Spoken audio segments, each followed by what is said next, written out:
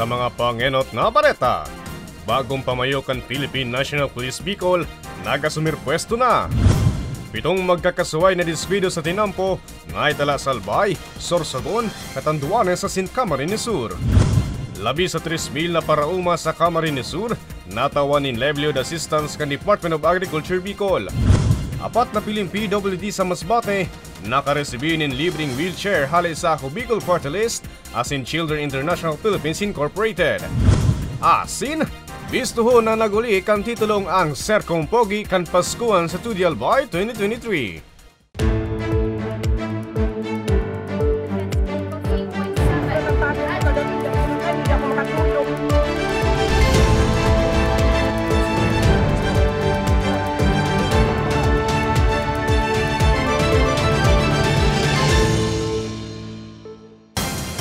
Maray na hapon, Martes, Disyembre 19, taong 2023. Unina ang mga baretang tatak Bicol. Madadangugman ang mga baretang ini sa 88.7, Radyo Oragon Catanduanes sa 90.7, Radyo Oragon Legazpi.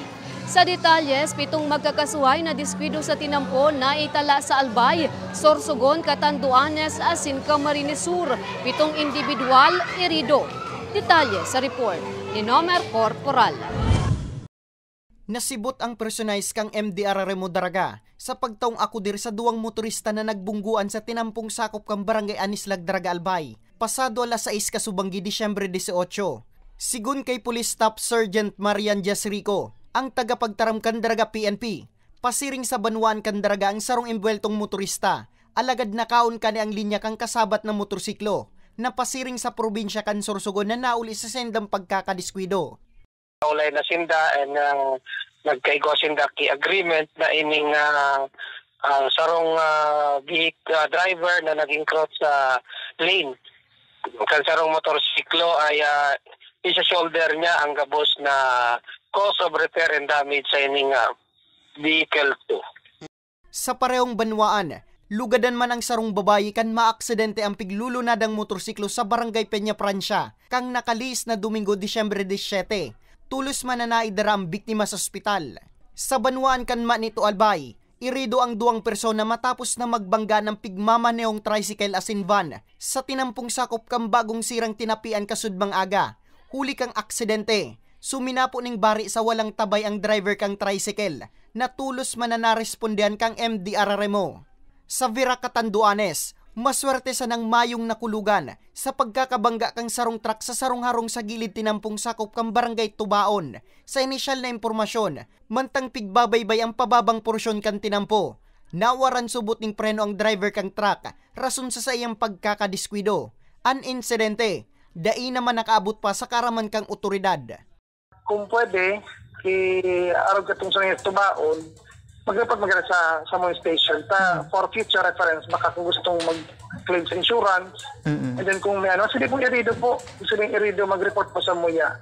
Di matakot na kay punta lang i-put into the record.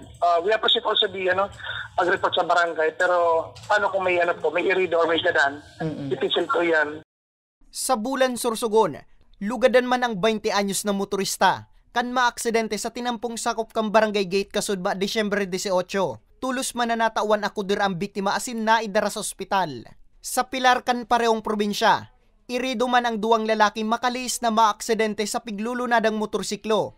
Poko mas o menos alas 9:29 ning banggi kang nakalis na Sabado. Tulos man na narespondihan kang personalis kang BFP Pilar ang 2 biktima. Sa Tigaon, Camarines Sur, lugadan man ang 2 motorista maging ang mga backrider kang mangini kan magbanggaan sa tinampong sakop kang Barangay San Antonio kang nakalis na Sabadong banggi Disyembre 17. Mayo kamong proper training sa pagdadrive. So iwasan ta pong mag-drive ning man na klaseng vehicle kasi unang-una yung po naging causing accident. Tapos ito po hindi po kita mag-drive abang nakainom.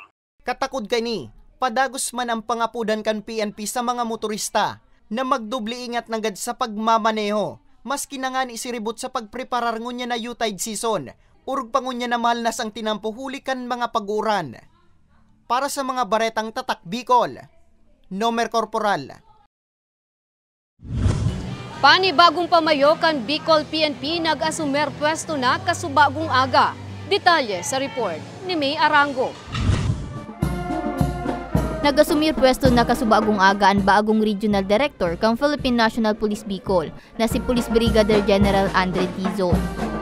Ginibo ang turnover of office ceremony sa Campo General Simeon Ola sa Legazpi City. Disyembre 11 kang opisyal na ribayan ni Police Brigadier General Dizon si dating Regional Director West Raimundo Ubingke na maa-assign na sa Campo Crame. Pebrero 28 ngunya na taon kan maging pamayo kang Bicol PNP si Ubingke. Dakula ang pasasalamat ni Police Brigadier General Ubingke sa mga kapulisan sa Bicol. Hulita sinuportahan kan mga inian sa iyang mga lakdang para sa mas matuninong asin progresibong rehiyon. Maugma man siya asin dakula ang tiwala niya sa bagong pamayo kang komandansya sa Bicol. Hulita Bicolano si Diaz na tubong Prieto Diaz Sorsogon. Great man na pupunta rito sa akin. Why? Una, taga rito siya. Pangalawa, his class 94. They are the right class ngayon na to be the regional director. So, flow of water talaga. Pag hindi ito gagawin itong movement na to, magiging stagnant naman sila sa baba. So, ito yung essence ng change of command ceremony natin ngayon sa Police Regional Office 5. Sigun naman kay Police Brigadier General Dizon, maugma siya bilang panibagong direktor kang PNP sa rehiyon. Hulita inian enot na be sa 29 niyang taong bilang pulis na ma-assign na sin makakasirbe sa iyang rehiyon. Itataw ko ang buhay ko digdi. Gabos na sa ko yung magigibo, sa ko the best na experience ko. Hali sa iba-ibang unit, hali sa iba-ibang lugar. Ibubuhos ko po digdi sa Bicol, tahabo kong mapahiya digdi sa mga kababayan ta. Ano man ang mangyari, ititindog ko po ang bandera kan Bicolano. Asigurasyon kang opisyal sa mga Bicolano, gigibuhon niya ang sa iyang makakaya nga ni mas maging matrangkilo ang rehiyon. Katakod kang seremonya, nagtauman ni mensayang representante ni Police General Benjamin Acorda Jr. na sa Police Lieutenant General Roderick Armamento, Area Police Commander kang Southern Luzon. Kung sa pigtawan kay ning rekognasyon ang mga ginibong tabang ni Ubingke sa rehiyon. Tiwala man siya sa baagong pamayo, huli sa magagayong kaining akomplishimento. Spirit of Christmas season, let us view this turnover as an early gift to Police Regional Office 5. As we embrace the new leadership of Police Brigadier General Andre Dizon, let this transition symbolize renewal, akin to the joy and hope that Christmas brings. Just as we exchange gifts during this festive time, let us also exchange our commitment to unity, collaboration, and service to the community. Mientras tanto, magkakaigwaman in turnover of office ceremony ang provincial director sa Masbate. Mantanga adalan man kung liribayan pa ang ibang provincial director sa rehiyon. Para sa mga baretang tatak Bicol, May Arango.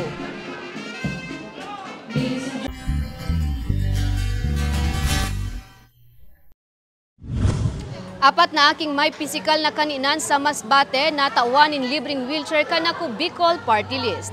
Detalye sa report ni Nomer Corporal.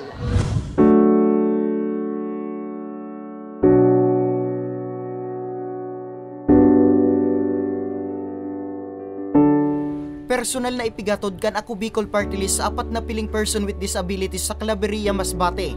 Ang regalo nindang wheelchairs para sa mga ini. Huwebes, Disyembre 14 kan magdayo ang partido sa nasambit na banwaan. Ang 10 anyos na si Rochelle Mahinay ang saro sa apat na benepisyaryo. Pang-apat sa 5 magtugang si Rochelle. Uli sa helang na cerebral palsy. Dain na gayong nakakalakaw si Rochelle. Apektado man maging an sa iyang pagtaram. Istorya ni Nanay Girlie. Sarong beses pa sana ninda napa-check upan si Rochelle. Kaya maski ang pagbakal ng wheelchair, imposible nang gad na mangyari. Oh, may ano naman daw siya pero hindi naman kami nakaano ng maayos doon kasi wala kaming pirang pang sa pa-check up siya, makalakad-lakad siya kahit saan. Kung saan kami, di sama-sama siya kaya may ano na siya, wheelchair. Hindi na namin siya maiwan dito sa bahay. Ang kamugtakan ni Rochelle, naipabot sa karaman kang partido sa tabang kan mga opisyal ninda sa Barangay San Isidro. Nakita ko nga sa mama niya parang masaya. Salamat kami sa Ako Bicol kasi natulungan siya. Siring ni Rochelle, si sakit naman sa paglakaw ang 12 anyos sa si Rafael Joshua Buhawe, kan Barangay San Ramon huli sa helang na polio. Apwer kay Rafael, dai naman nakakalakaw asin nakakahiro maging ang kangudan niyang tugang. Solo sindang pigataman kang 68 anyos nindang lola na ida. Tatuyo ba kaloy alang gis Ginoo nga mauli lang gyud ning ginikanan ang iyang inahan nga makaalagaan ning bata ba. Igo po taon ko kapahuway. May diferensya na hatagan po ninyo og tabang o tulong na wheelchair dako na po kaya nga bagay. O, kung tutuson, di talaga na kaya nilang bibilihin o babakalon po. Disyembre 15, nagpasiring sa Islang Banwan kan San Pascual ang partido. Ngani maghatod man ning wheelchair sa piling benepisyaryo. Dai mapugulan na mapaluwa ni Nanay Anali kan Barangay Dangkalan. Saro kaya ang sayang 10 anyos na aking si Raymond sa maswerteng napili na marigaluan ning wheelchair. Haloy naman kaya aninday ning pangiturogan. Dakulang bagay ini sa pag-eskwela ni Raymond na paramientras na napundo sa pagklase huli sa helang na muscular dystrophy o ang pagluya kan mga tulang sa lawas. Ako na binigyan kami ng wheelchair. Maraming salamat po. Sana tulungan nila ako na magamot yung anak ko. Kahit ano lang, pangbili lang ng vitamins, gatas. Sana matulungan nila ako. Labi man ang pagtangis kang 37 anyos sa Silani kan Barangay Laurente. Saro man kay ang 17 anyos niyang aking si Roland sa mga natawan ng wheelchair. Sabi ng papa niya, dapat mauna kaming mawala kisa sa kanya. Bakit? Kasi mahirap po, paano na lang kung wala kami? Ano pa siya, paano siya? Sana yung mga anak pong iba, yung tulungan siya. Yun ang sabi ng asawa ko. Maraming salamat po. Magkakaano ka na? Magkaka-YouTube na po ako. Sigun kay Sally Luces, ininang sa indang huring wheelchair distribution ngunya na taon, kung sa inlampas sa sanggatos ng nabinipisyan sa bilog na reyon. Ito ay programa ng Ako Bicol na makapagbigay ng kaginhawahan sa ating mga kababayan. Kasi di ba ang hirap ngayon na mag-provide ng mga ganitong mobility, ng ganitong mga assistive devices sa ating mga kababayan. Kaya nga po ito programa ito ng Ako Bicol. Katuwang po dito ang Free Wheelchair Mission and Children International Philippines. So ito bilang staff sa Ako Bicol Party List, isang karangalan sa amin na maihatid ang mga ganitong programa sa ating mga kababayan na napakalayo. Hindi hadlang ang layo, distansya, kapag malaki ang iyong pagmamahal sa kapwa. Parte ang wheelchair distribution sa Tabang Sakarayan program kang partido na naging posible huli sa pakikisumaro kang Children International Philippines Incorporated. Para sa mga baretang tatak Bicol, Nomer Corporal. 2024 National Budget aprobado na kan Kongreso. 79.9 million pesos na livelihood assistance pig turnover kan DA Bicol sa piling Paraomas sa Camarines Sur. Asin bistuhon ang Sir Kong Pogi 2023 kan Paskuhan sa Tudi Albay. Yan asin iba pang bareta sa samuyang pagbabalik. Tucked away in the province of Albay, known for its perfectly shaped Mayon volcano, Misibis Bay Resort, a locally owned 5-hectare private island resort. The resort is ready for all those looking to balance tranquility and adventure. This tropical destination is where guests can either choose to relax under the palm trees or have an adventure under the sun. It features modern and luxurious rooms and villas, recreational facilities, and sophisticated services.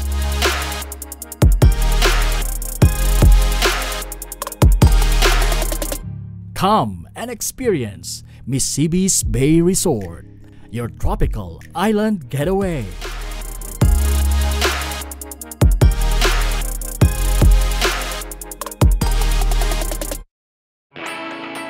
Naghahanap ka ba ng trabaho?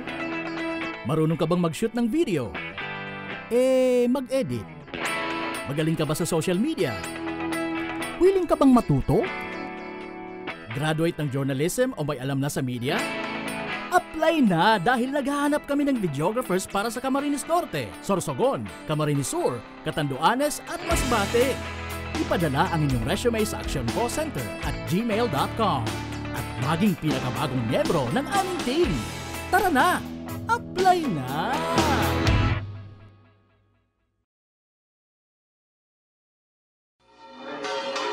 Sa tahaw kan pandemya, sa ibong kan mapusog na bagyo, asin pag-alboruto kan bulkan, nung kanya kitang pinabayaan, sa panahon manin pagtios o kaugmahan, an mapagpadabang manto ni Inang Peña Francia, danay tang namamatean. Siring man, kan sa tuyang sa diring partido sa Kongreso, an Ako Bicol Party List, katabang na kasurug pa.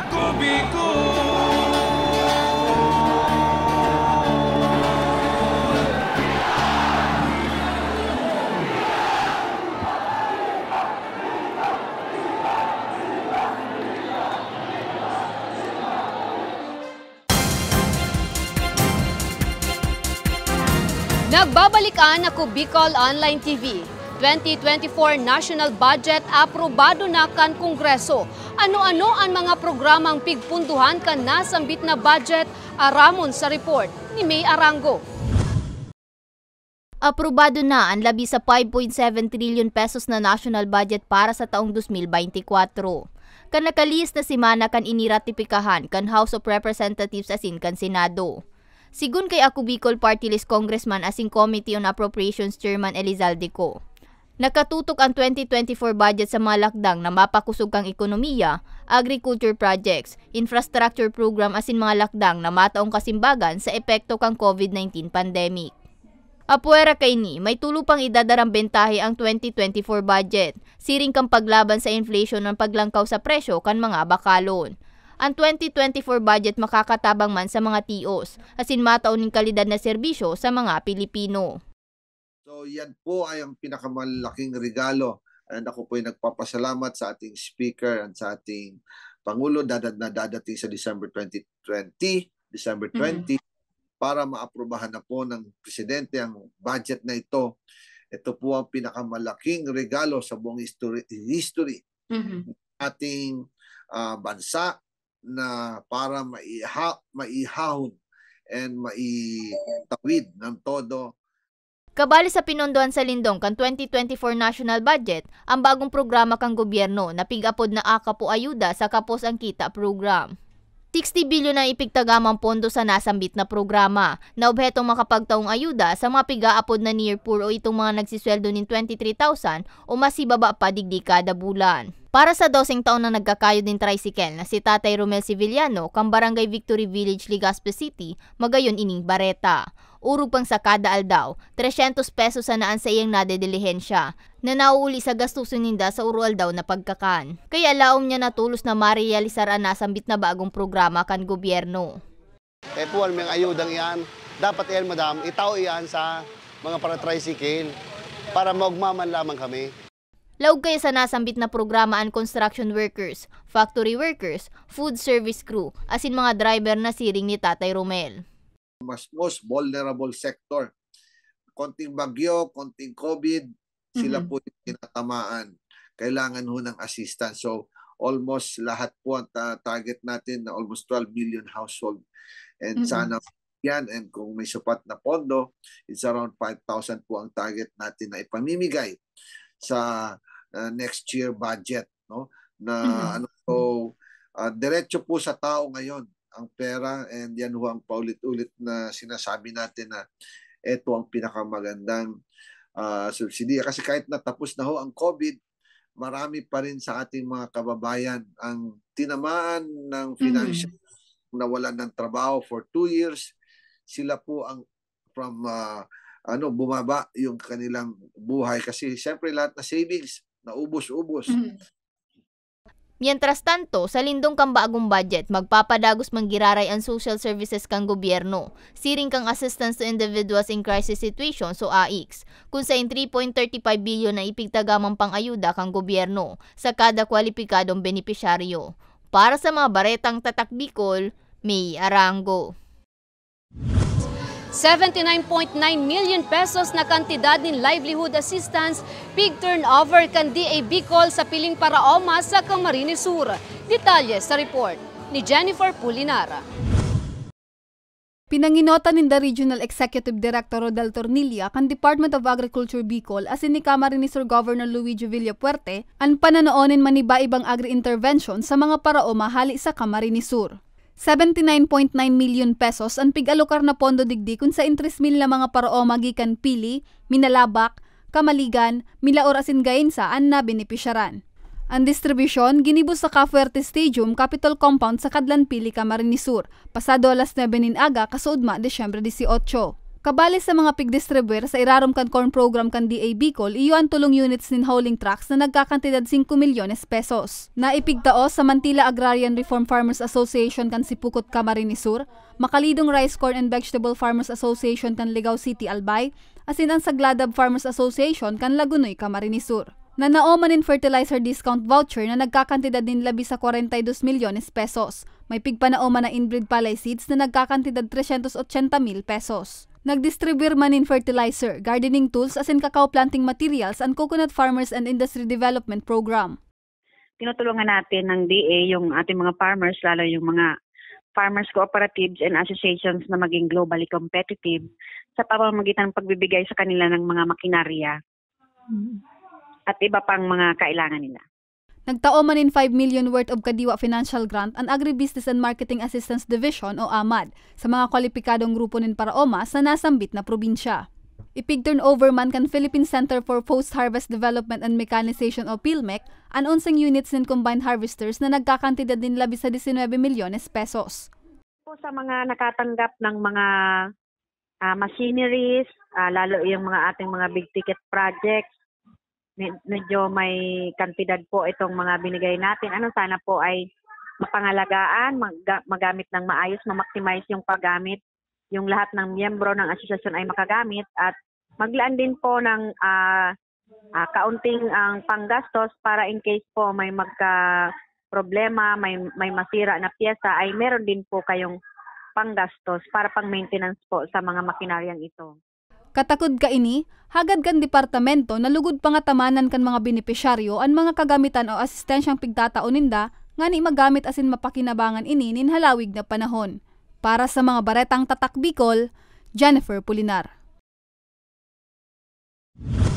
Dole Bicol pigtawan onraan sa indang mga stakeholders sa ginibong Uragon Awards kasudma. May istorya si Jennifer Pulinar. Tinauanin rekognasyon kan Department of Labor and Employment o DOLE Bicol ang mga individual, maniba-ibang ahensyas asin opisina di gobyerno, maniba-ibang organisasyon maging ang piling media sa rehiyon na nakatuwang ninda sa pagbalangibog nin mga magkakanigong impormasyon, pag-implementar asin pagbusol kan mga pigpapautob nindang programa asin proyekto para sa mga Bicolanong obrero asin magin sa empleyo sa pigkundisir na DOLE 2023 Praise and Uragon Awards kasudma sa syudad ng Legazpi. Ang 51 anyos na si Andres Barceliano, na 7 taon ang nagtatrabaho bilang peso officer asin supply manager sa Banwaan kan sugod sa Bakakay, Albay, ang saro sa mga narekognisar kan departamento. Sabi niya, ang marekognisar sa iyang eswersos bagay na dai niya hunaon alagad labi niyang pigpapasalamat. Ang gabos pong ini dai mangyayari kung dai po ning kooperasyon ang samong lokal na opisyales kang Banwa asin ang opisyales kang Department of Labor and Employment. Ang gabos sa pagpapasalamat sa samuyang Regional Director asin sa Provincial Director na si Ma'am Ching Banania. Lugod sa mag-arabuton pang panahon asin taon, gulpi pa na mga proyekto asin aktibidades ang itatao kang Department of Labor and Employment. Kabali man sa mga natawan ng rekognasyon ang 60 anyos na si Florida Cuelas ang peso manager kan Labu, Camarines Norte. Masaya kami na na-recognize yung aming mga ginawa sa bawat municipality and provinces. Thankful kami kasi pinapahalaga nila yung mga effort ng bawat LGUs at nare-recognize yung mga nagtatrabaho ng maayos. Asigurasyon naman kan media practitioner na si Marlon Atun kan Philippine Information Agency, padagos sindang matabang sa departamento nga ni maipaabot sa publiko ang mga impormasyon urog na pag-abot sa empleyo.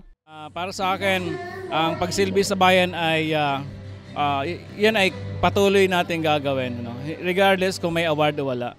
So, ganun ang ating passion to public service. I think siguro I was born to serve the public.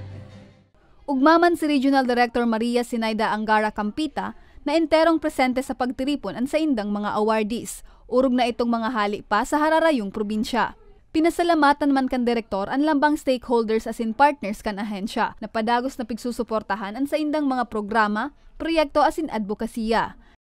Siyempre yung pati mga LCEs at other partners, private establishments, ang labor sector din dahil sila ay katulong namin sa pagbuo ng mapayapang pagawaan. So maraming bagay na dapat ipagpasalamat sa lahat ng stakeholders and of course the media partners dahil naikalat namin ang programa at nakarating sa mga hindi pa naabot nito. Apwera ka ini, piglatag man kan ahensya sa indang mga plano sa masunod na taon, siring kan pagpapakusugpakan sa indang mga programa, arog kan Government Internship Program, Dole Integrated Livelihood Program o DILP Kabuhayan, tupad asin iba pa. Sa kanila ang taus-pusong pasasalamat at pinahalagahan nyo yung pagkilala namin sa inyong contribution kung bakit na-attain namin yung aming targets for the year. Maaga pa yung ibang targets namin na-achieve na namin as early as August and September, pero malaking bagay na andyan sila at katulong namin. Mientras tanto, bilang parte kan pasasalamat kan ahensya, maugmang nag-perform sa entablado ang Dolly Bicol Talents. Para sa mga baretang tatak Bicol, Jennifer Pulinar. Ang Serkong Pogi 2023 kan paskuhan sa Tudi Albay binisto na. May istorya si Regine Buel.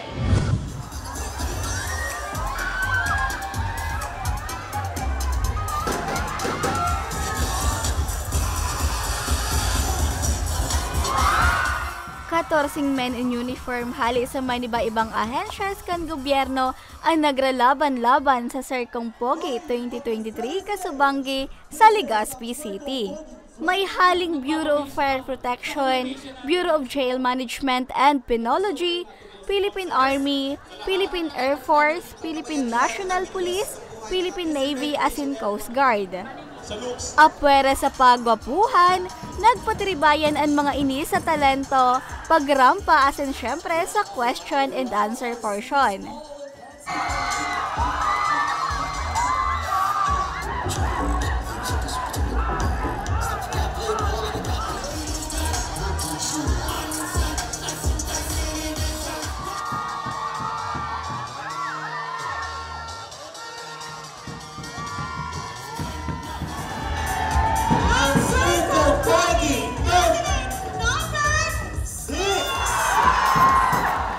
Sa huri, naiuli ni contestant number 6 Second Lieutenant Ahmad Taoy Tandong kan Philippine Army ang titulong ang Serkong Pogi 2023, siya man ang best in production number.